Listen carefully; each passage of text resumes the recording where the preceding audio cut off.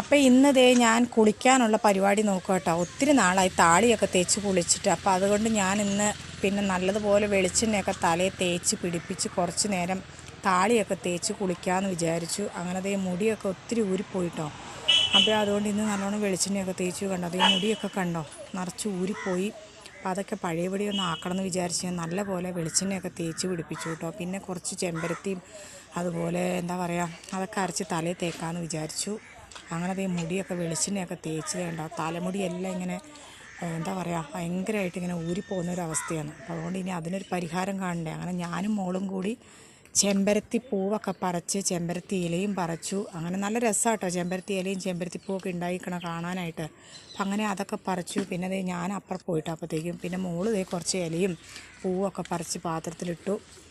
അപ്പോൾ ദേ അമ്മയുണ്ട് അപ്പുറത്തുനിന്ന് വിറക് ഒടിക്കുന്നുണ്ടായിരുന്നു, തൊട്ട് താഴെയാട്ടോ. അപ്പോൾ അങ്ങനെ വിറകൊക്കെ ഒടിച്ചു. പിന്നെ ദേ ഞാൻ വന്നു.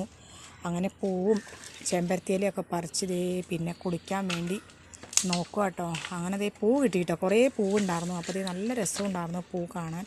ഇന്നത്തെ വിശേഷം ഇത്രേ ഉള്ളൂ കേട്ടോ. Tata bye bye.